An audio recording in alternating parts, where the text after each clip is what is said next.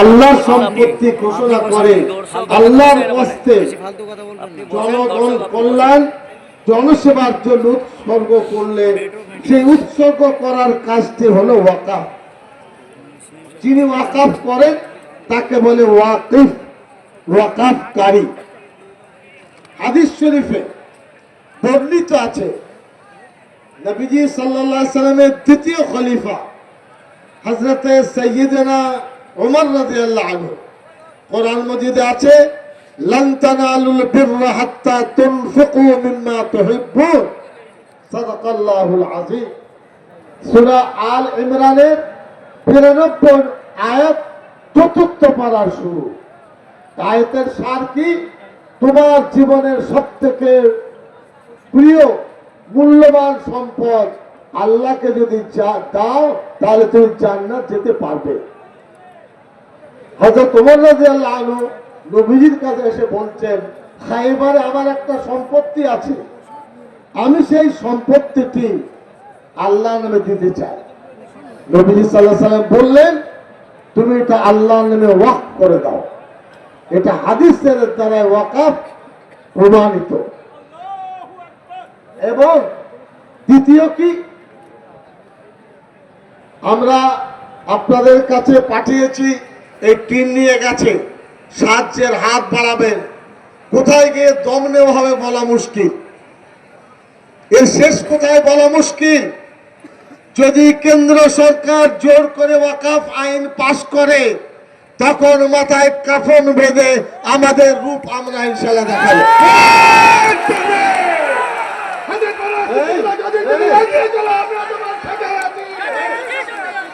আপনাদের এটা খুব ভালো করে বুঝবেন। আর পরের লড়াই অস্তিত্বের লড়াই, জীবনে বেঁচে থাকার লড়াই। এটা কোনো রাজনৈতিক চর্চা করার লড়াই নয়। এই লড়াই হলো নিজস্ব সম্পদ রক্ষা করার লড়াই।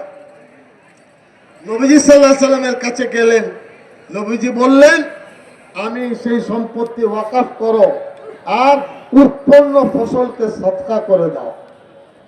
নবীজি সাল্লাল্লাহু আলাইহি সাল্লামের কাছে ওয়াকফের বিষয়ে উহুদের যুদ্ধে, কি নাম, আমার তো নাম বলে গেছে, হ্যাঁ, মিখরিক একজন ইহুদি অমুসলিম মদিনায় বসবাস করতেন। উহুদের যুদ্ধ শুরু হয়েছে।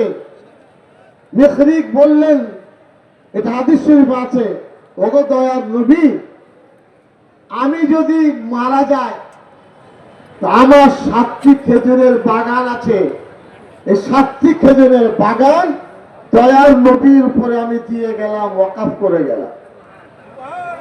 এরা প্রমাণ চায়, মূর্খের দল ওয়াকফ পড়েনি।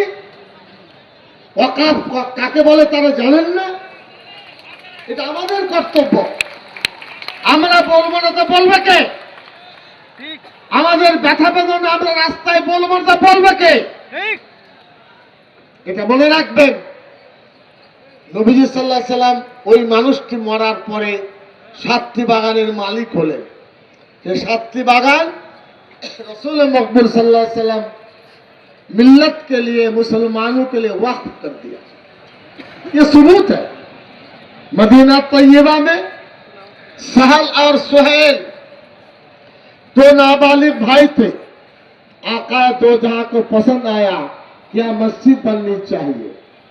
सैयदना सिद्दीक अकबर रज़ी अल्लाह अन्हु को लगाया। उन दोनों भाइयों ने कहा कि हम कीमत नहीं लेंगे। प्यारे हबीब ने फरमाया, नहीं, कीमत देकर लेना पड़ेगा। उस जमाने का 10 दिरहम दे करके ये जमीन खरीदी गई, जो आज मस्जिद नबवी में अल्लाह के लिए वक्फ है। ऐसा नहीं कैसे से चलाया, ये हमारा मजहब का हिस्सा है, এটা ধর্মের অংশ, এটা রাজনৈতিক অংশ নয়।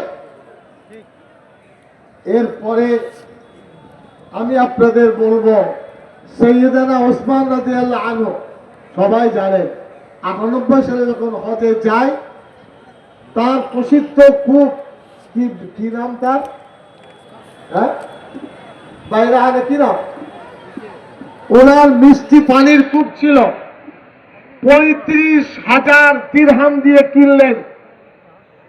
আজকে তার দাম 1,60,00,000 টাকা। 1,60,00,000 টাকা দিয়ে উসমান গনি রাদিয়াল্লাহু জায়গা কিনলেন, মুসলমানদের জন্য ওয়াকফ করে দিলেন। কিয়ামত পর্যন্ত মুসলমান তার সম্পত্তি ব্যবহার করবে। মক্কা মুকাররমায় 100 তলা বিল্ডিং, ঘড়ি টাওয়ার, ওটা মক্কা শরীফের হারামের ওয়াকফ, কেউ ব্যক্তিগত মালিকানায় পাবে না। তাই ছেলেদের নামে হোক আর আল্লাহর নামে হোক, এই সম্পত্তির জন্য জিভ দিয়ে লাল পড়ছে বিজেপি। তাদের লজ্জা হয় না? তাদের শরম হয় না? হ্যাঁ, আমাদের সম্পত্তি কেড়ে নিতে চাচ্ছ, হবে না। ঘুঘু দেখেছে বিজেপি, ঘুঘুর ফান দেখেনি, এই বাংলায় ফান দেখবে ইনশাআল্লাহ। তরুণ ফুরফুরায় অনেক সম্পত্তি আছে মসজিদে, থাকতে পারে। আপনি কে যে আপনি মসজিদের সম্পত্তি নিতে চাচ্ছেন? কেন যাচ্ছেন? এবং এই রহরা রামকৃষ্ণ মিশন হিন্দু ব্যক্তিত্বের দ্বারাই পরিচালিত স্বশাসিত সংস্থা, তাদের সম্পত্তির মালিকানা সরকার নেই, তাদের ট্রাস্ট তারা চালাবে। ওই বেলুর মঠের মন্দির আছে, তারপরে ধরুন ওই ইস্কন আছে, ওই উড়িষ্যায় কি ওটা মন্দির, পুরীর জগন্নাথ মন্দির আছে, তাদের মালিকানা। বিজেপির চোখে কি রঙিন চশমা আছে? তারা কি দেখতে পায় না যে তারা মুসলমানের সম্পদ লুটে ফুটে খাবে? এটা হবে না। এবার আপনাদের সামনে ওয়াকফের বিষয়ে রেজিস্ট্রেশনের অ্যাক্ট 1908 সালে হয়েছে, ট্রান্সফার অফ প্রপার্টি অ্যাক্ট হয়েছে 1882 সালে, মুসলিম ওয়েলফেয়ার অ্যাক্ট 1923 সালে, বেঙ্গল ওয়াকফ অ্যাক্ট 1934 সালে।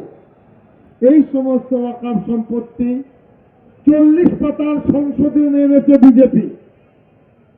কি চাচ্ছে? 95 সালের ওয়াকফ আইনকে ধ্বংস করতে চায়। স্টেট ওয়াকফ বোর্ড বলে নামে থাকবে, কাজের ক্ষমতা থাকবে না। ট্রাইব্যুনাল তারা গঠন করবে, মাথায় বসে থাকবে জেলা শাসক। হিন্দু ভাইদের, আমি তাদের সঙ্গে ঝগড়া আমাদের নেই, কিন্তু জিজ্ঞাসা করি মসজিদের ইমাম কে হবেন, মোতাওয়াল্লি কে হবেন, এটা কি হিন্দু ভাইরা ঠিক করতে পারবে? তাদেরকে যোগ্যতা আছে?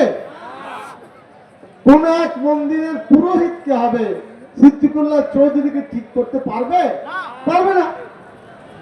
জোর করে চাপিয়ে দিতে চাচ্ছে।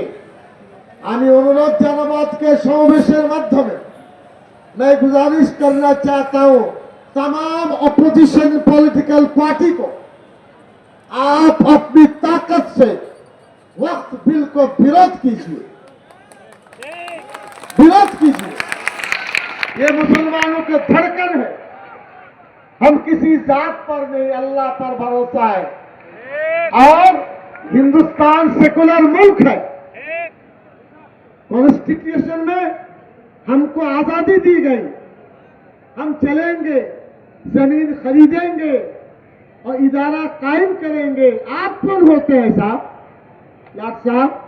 इसलिए समस्त বিরোধী রাজনৈতিক দলের প্রতি আজকের সমাবেশ আহ্বান করছে, সর্বশক্তি দিয়ে এই ওয়াকফ বিলকে প্রত্যাহারের দাবি আপনারা জানান। হাত তুলে বলুন সমর্থন জানাবেন। মসজিদ, মাদ্রাসা, খানকা, ঈদগাহ সবকিছু চ্যালেঞ্জের সম্মুখীন হয়ে যাবে।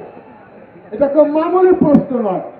আমরা দুঃখিত যে এটা নিয়ে যে চর্চা দরকার ছিল সেটা কিন্তু হয়নি। আমাদের অনেক কষ্ট করতে হয়েছে। ওই যে নিয়ে গেল সাহায্যের জন্য তিন, আমাদের সাহায্য করুন। একটা প্রোগ্রাম করতে 1-2 কোটি টাকা খরচ, 3000 গাড়ি এসেছে, 4 লক্ষের কাছাকাছি মানুষ, এমন কত খরচ তাদের। এইটাই করেছি। কিসের জন্য? আল্লাহর জন্য। কিসের জন্য? যে আমরা ঐক্য হয়ে থাকবো, ওয়াকফ সম্পত্তির এই বিল আমরা মানব না, এটাই আওয়াজ আমরা তুলতে এসেছি।